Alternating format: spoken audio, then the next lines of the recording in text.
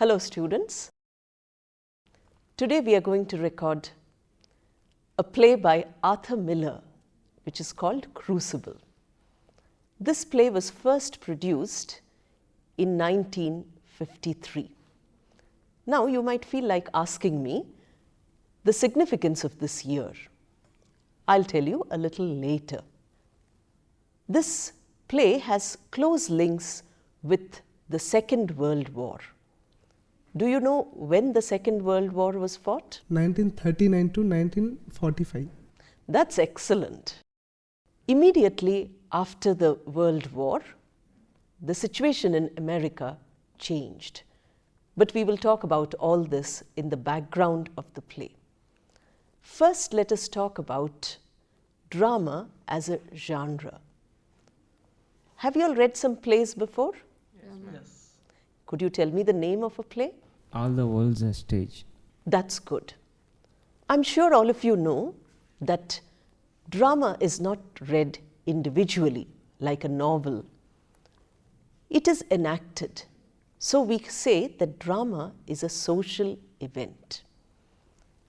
That means when you are reading the text, you must make your mind like the stage, so that the play is enacted in your mind.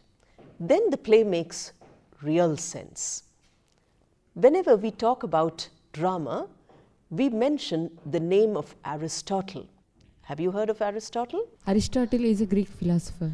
That's very good. Aristotle spoke about the cleansing or purgatorial effect of drama.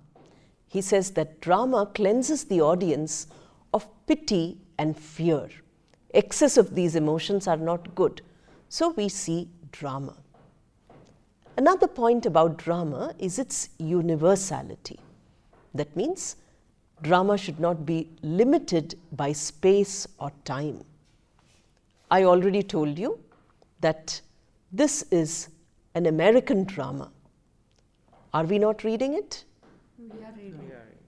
We are not Americans, but we are reading it, which means that universal drama appeals to everyone. It appeals to all nations, all cultures. Then the temporal dimension. I already told you that this play was produced in 1953. Which year is this? This year is 2011. Therefore, we are not reading the play only because it is contemporary. We are reading it after a time. Universal drama is that drama which is available to all times and all spaces. Then we have to talk about the stage worthiness of drama. That means, does the drama have a theatrical impact? When it is enacted on stage, how does this play come about? Miller's Crucible is an extremely stage-worthy play. But this also we will talk about when we are analyzing this play.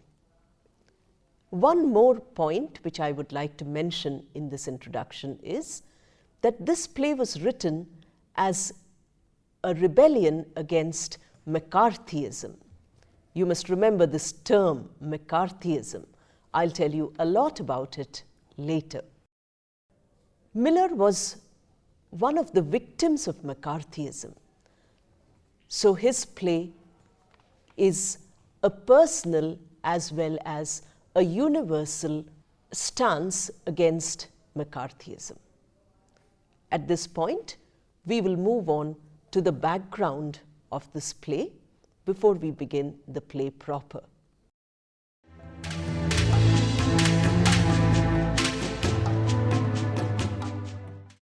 Now let us do the background of American drama and the background of Miller as a dramatist. Then we will start the play proper. American drama began in the 1920s with a very famous name, Eugene O'Neill. Apart from O'Neill, there are some other important dramatists like Tennessee William or Edward Albee. These are all important American dramatists. Arthur Miller is also one of them. Initially, American drama was psychological in its orientation. Do you know what psychology means? Study of the mind. Wonderful. So, American drama in its early phases dealt with the mind and its aberrations, the way in which the human mind acts. Slowly, the drama became social and finally political. The play which we are going to read, do you remember its name? Crucible. Yes, but please say The Crucible. Now, this play is a political play. Therefore, we have to see that American drama has become politicized. Political events are used in American drama. Now, when we talk about the political dimension, we have to mention McCarthyism. Already I told you that I would talk about McCarthyism. Now I'm going to tell you about it. Are you eager to know about this? Yes. McCarthy was a senator. His name was McCarthy. And he had a committee which is called as the House Committee for Un-American Activities. The House Committee for Un-American Activities punished people, persecuted innocent people by saying that they were violating the values of America. Mainly, this was a time of the Cold War. So Americans who were capitalists mainly and who were living in a democracy hated communism or socialism. So anybody who had a communist agenda was caught by the House Committee under the leadership of Senator McCarthy, and they were punished. Miller, from his childhood, was much influenced by the ideals of communism. So he was also arrested and he was questioned. Then he was asked to name his friends, any others who were also communists. Miller was innocent. He hated this persecution. Therefore, he wanted to write a play. Exactly at this time, when he was thinking about writing the play, this happened in 1951, he came across a very significant book called The Devil at Massachusetts. This was written by an author, Marion Starkey. It was about the Salem witch trials of 1692. If you read American history, I'm sure you can go home and read some American history. You will know about this. I won't tell you much more about this. So he decided that he would use this event, this historical event, to explain what was happening in the 1950s after the Second World War. This was also a time when literature became important in America and the intellectual climate was very powerful. There was a creative upsurge after the Second World War. Miller belonged to this phase. So, using this creativity, this significance of literature, and the research which he did into the Salem trials of the 17th century, he started writing the play.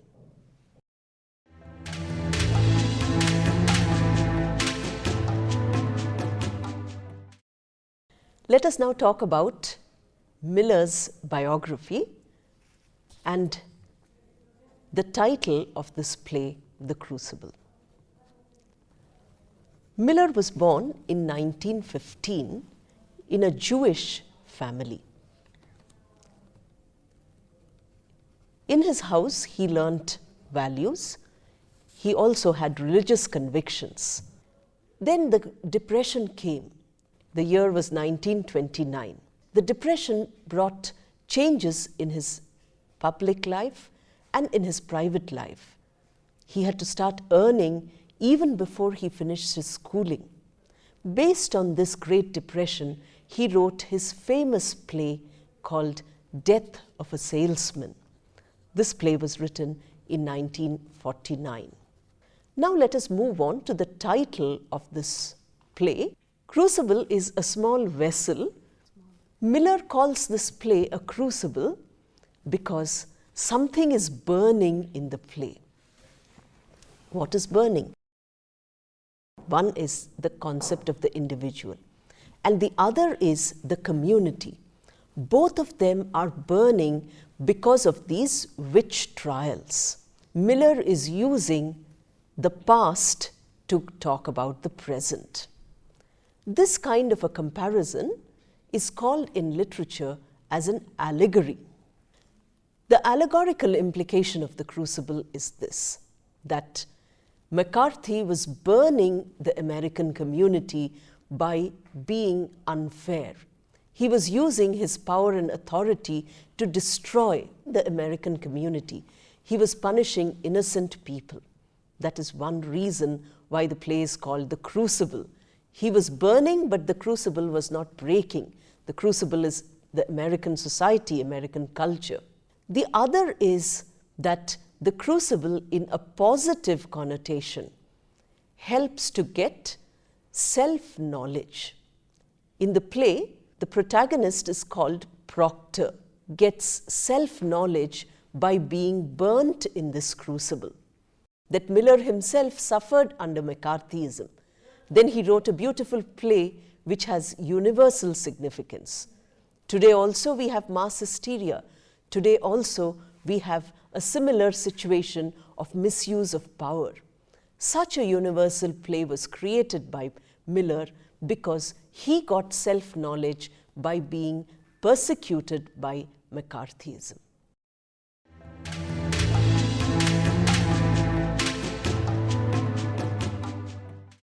Now we are going to do the plot of this play, The Crucible. The play is divided into 4 acts. The play begins in the house of one of the important characters whose name is Reverend Paris. He is the priest of this community of Puritans who live in Salem in the year 1692. He has a little daughter called Betty who is ill. She has fever. Now everybody wants to know what is the cause of this fever, because the local doctor cannot diagnose what is wrong with Betty. Therefore, they send for a specialist whose name is Reverend Hale. The moment they send for Reverend Hale, we can make out that the people believe there is some witchcraft involved, because he is a doctor for witchcraft. There is a servant in their house, an African-American servant, in the house of Reverend Paris, whose name is Tituba. They feel that it might be Tituba who has created this problem. The whole situation has arisen because all little children, including Betty, played in the forest. Then there is the niece of Reverend Paris, whose name is Abigail. Abigail also is a very important character, but she is a negative character. So we can call her as an antagonist, not as the protagonist. Abigail is also blamed by saying that she is the one who allowed the girls to play in the forest. She encouraged them. Now Abigail wants to defend herself. Therefore, she says that she did not do it. It is Tituba who did it. Important members of the community come to see Betty, and in them there is one character called Thomas Putnam. Thomas Putnam is a very greedy man. He wants to take away the property of other people and become rich.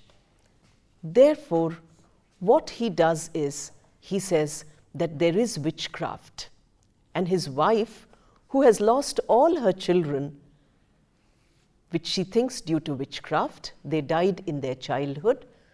She feels that Betty is ill because of witchcraft. Therefore, she says, immediately the devil should be found. Reverend Ferris, who's a priest, gets worried. And then he says that there is no devil in my house. Please do not blame me for fostering the devil. Now the protagonist, Proctor, is also introduced at this point of time. He had an illicit relationship with Abigail. In spite of having a wife called Elizabeth, he had a relationship with Abigail when she was working in their house.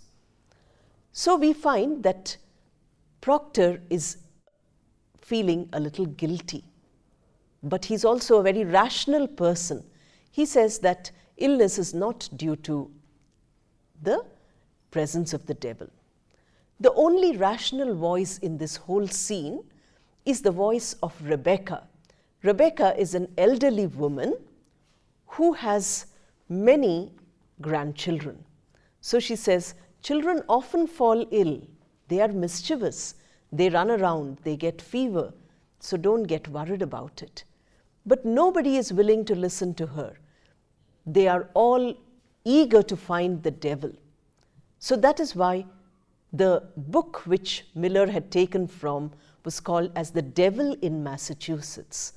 At this time, the Puritans believed that they were the chosen people of God, and their job was to eliminate the devil from society. The whole scene, scene 1, is full of speculations about the devil. Scene ends at a point where Hale comes and gets ready for interrogating the people of the community. He carries out many interrogations. The first one is Abigail. Now the dramatist gives us a rational reason for the trials. The trials will come in the Act 3. But at present, the rationale is there. Abigail thinks that to protect herself, to protect her reputation, she must be offensive. So while taking offense, she condemns all the people in the community as witches and sees that all of them are hanged. But this will happen in the last scene.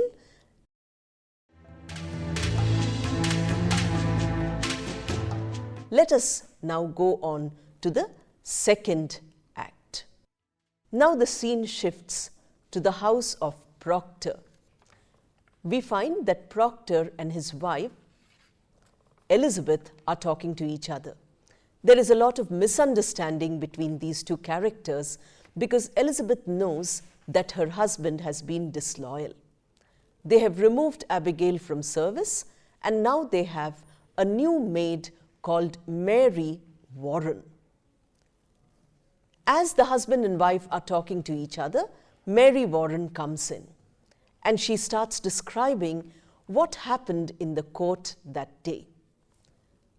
Mary Warren says that in the community, all the people were being condemned as witches on the testimony of Abigail and the girls.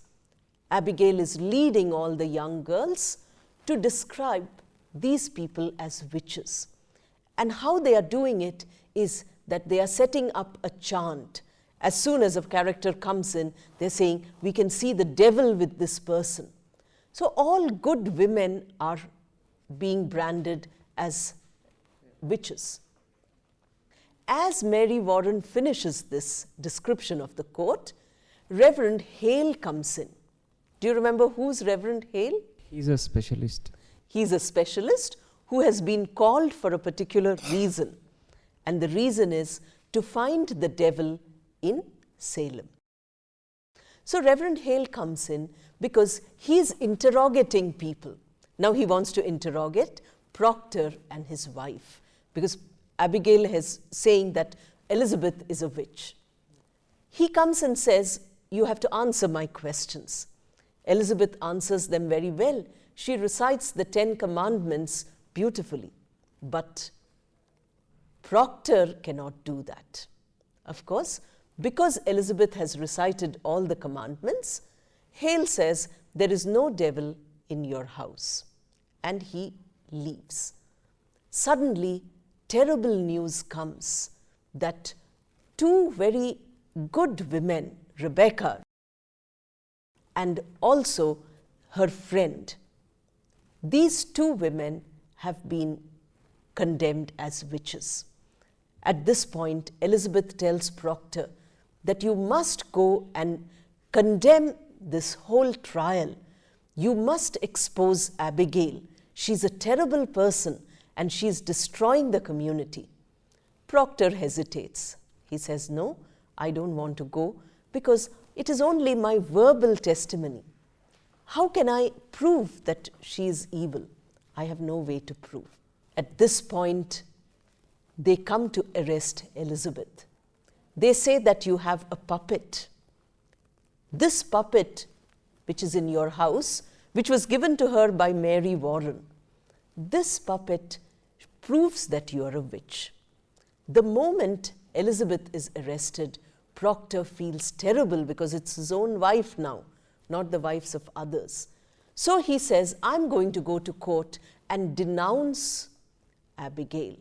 And he decides to take Mary Warren to give some witness. This is where the second act ends.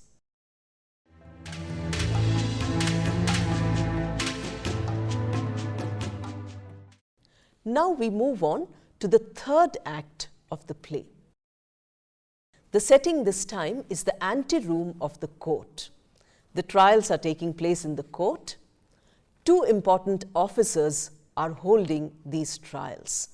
One is Judge Hathorne, who will make the decision, and the other one who's prosecuting is Governor Danforth.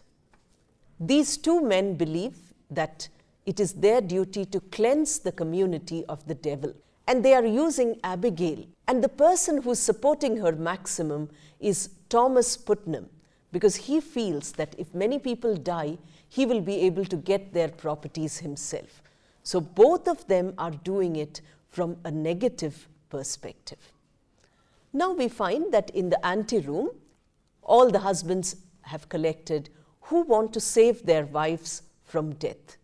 Proctor comes and joins them. He has brought Mary Warren along because Mary can give testimony.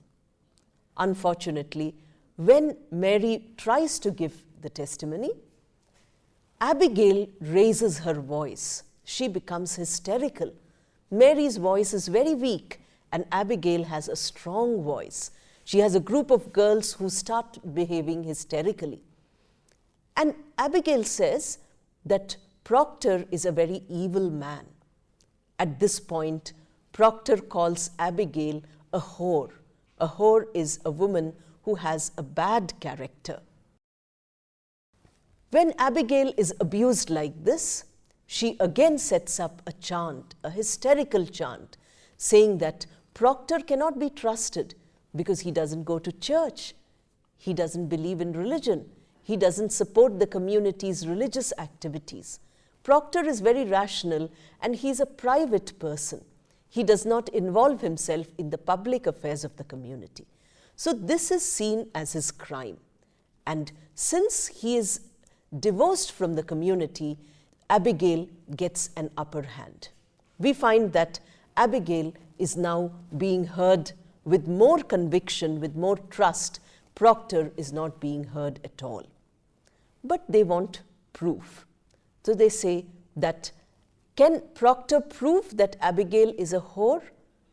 Who shall we ask? The best person to ask is the wife, because the wife will know. And Elizabeth also has the reputation of being very truthful. So Elizabeth is invited into court. Till now she was in prison, so she doesn't know what has happened. And she's asked, did your husband transgress the marriage vows?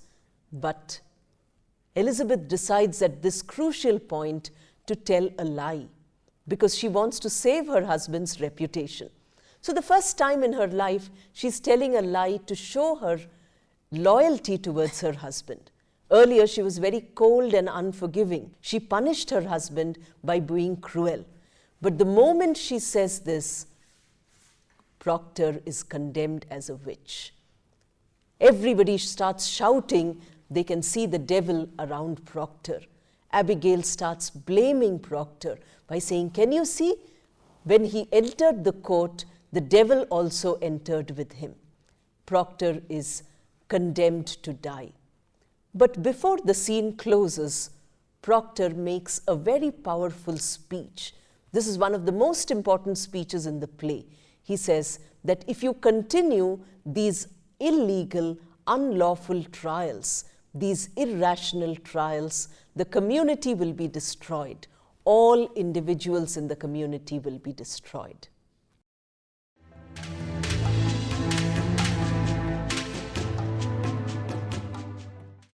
Now we come to the last act of this play. Here again, the setting has changed. We have moved to the prison. The condemned people are all kept in the prison because they will be hanged as soon as the sun rises. Everybody pleads with Danforth to defer the hanging. Danforth also needs some kind of a written confession so that he can prove that the devil is there in Salem. Nobody is willing to give him the confession. So Reverend Hale and Reverend Paris are expected to pray for the souls of these people who have been condemned. Danforth decides that he can ask Proctor for a confession. Elizabeth is not going to die immediately. She's expecting a child, so she will be allowed to live till the child is born. Hearing this, Proctor becomes weak. In this moment of weakness, Danforth takes advantage of him. He convinces Elizabeth to plead with him. At first, Elizabeth refuses. He says, "My husband is convinced that this trial is wrong, therefore he is not going to give a confession." But when they plead with her many times, she agrees to ask him. When Elizabeth comes and pleads with Proctor, Proctor immediately gives in because he has this desire to live a normal family life with his wife and child. He takes a piece of paper and he writes down. He says, "Yes, the devil was with me. He made me do all the wrong things, and therefore I brought evil to this community." The moment he signs this and gives, Rebecca objects to this. He says, "Proctor, are you not selling your soul? Are you not giving up your conscience? Handing over the conscience to somebody else, that is what. You're telling a lie, there is no devil." Hearing this, Danforth immediately says, not only Proctor is evil, but Rebecca is the accomplice of the devil. He says, "Take your confession and write down Rebecca's name also in it." Proctor becomes angry. He says, "You made me sell my soul. Now I cannot sell my soul condemning others." He takes the paper and he tears it into little bits. He says, "I prefer to die. I prefer to sacrifice my life." At this point, the action of the play ends. But the play doesn't end because there is an intrusion by the dramatist. At this point, the dramatist comes and says that the play ends on a note of hope because Elizabeth is going to get a child. 4 years later, Elizabeth gets married again. This is what they say. Then there is also 20 years later what happens. 20 years later, the government gives compensation to those who were killed or to the families of those who were killed or who were tortured. Then the jury gives a written apology. They say that we were wrong, we did a mistake. Therefore, the comment which Miller is making here is that when power is misused, realization doesn't come immediately. Realization came 20 years later that power was misused, that common people, innocent people were tortured. this is how the play ends. So the two levels at which the play works, one is the 17th century, 1692, and the other is the 20th century, McCarthyism. The comparison is there.